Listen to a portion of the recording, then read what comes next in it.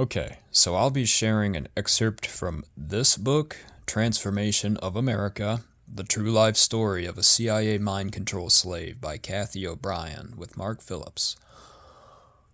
So Kathy O'Brien was a mind control sex slave, like at the highest level. She was what they call a presidential model, which means exactly what you think it means. You can look into, there's a lot of other really good literature on this as well, but this woman's story was referred to in other publications like Operation Mind Control by Walter Boert, and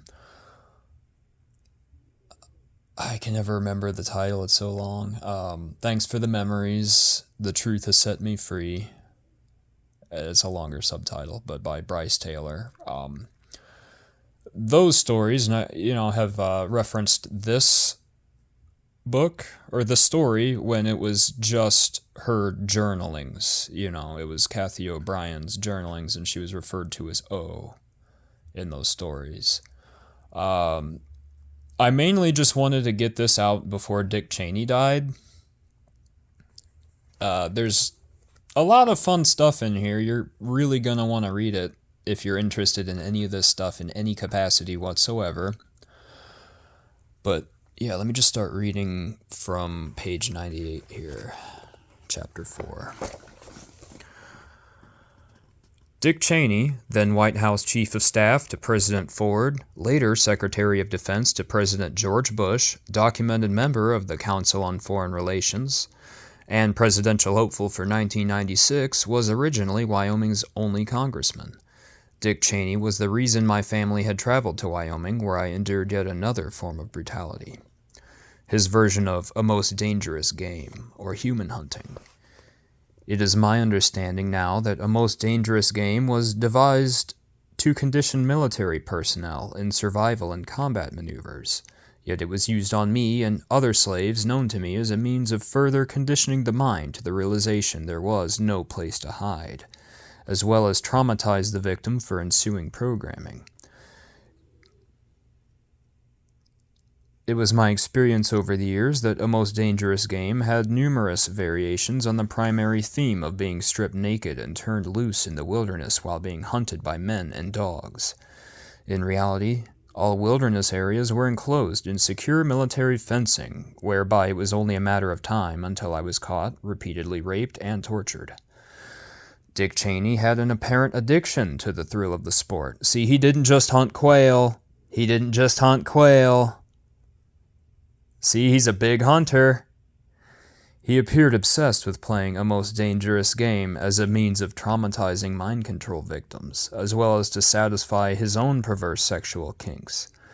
My introduction to the game occurred upon arrival at the hunting lodge near Gray Bull, Wyoming, and it physically and psychologically devastated me. I was sufficiently traumatized for Cheney's programming as I stood naked in his hunting lodge office after being hunted down and caught. Cheney was talking as he paced around me. I could stuff you and mount you like a jackalope and call you a two-legged deer. Or I could stuff you with this. Yeah. Blood and sweat became mixed with the dirt on my body and slid like mud down my legs and shoulder.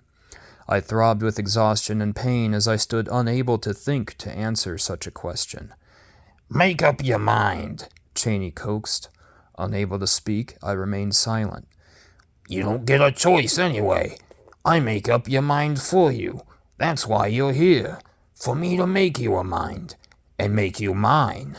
You lost your mind a long time ago. Now I'm gonna give you one. Just like the wizard gave Scarecrow a brain, the yellow brick road led you here to me. You've come such a long, long way for your brain, and I will give you one.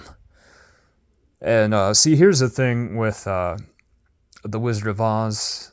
They use that to program kids. They show kids these videos and these movies, and they frame all of the references of their psychological programming around that. They want to get the brain or whatever, like Scarecrow, so they live vicariously through that. Same thing with Alice in Wonderland. Like, oh, you're just a little girl in Wonderland, and, we give you these drugs, and we torture you and terrify you, but you're retreating into a safe place psychologically, so, you can compartmentalize all this to... It just feels like you're traveling through portals or whatever, you just... through the looking glass, So that's programming, is all that is. Yeah. But so far, I had only been to MacDill and Disney World for government military programming. At last, when I could speak, I begged, "If you don't mind, can I please use your bathroom?" Cheney's face turned red with rage. He was on me in an instant, slamming my back into the wall with one arm across my chest, and his hand on my throat, choking me while applying pressure to the carotid artery in my neck with his thumb. And you can kind of read on from there, but the main gist of this was just to present at least this lady's case on who Dick Cheney really was. I mean, I know there's a lot of talking out there, but really, who are you going to believe?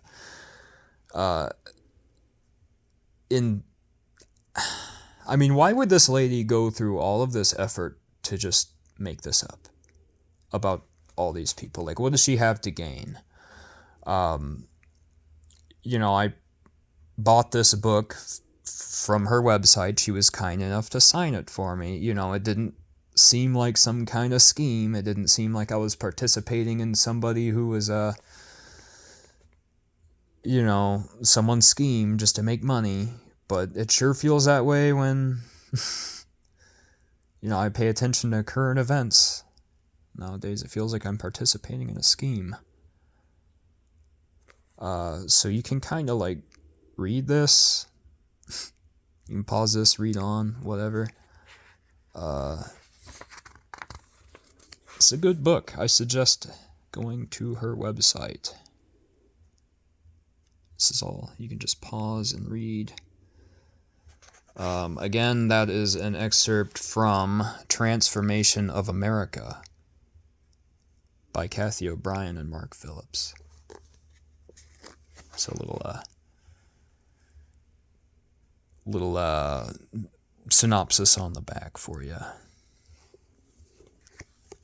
So, all right. Rest in hell, Dick Cheney.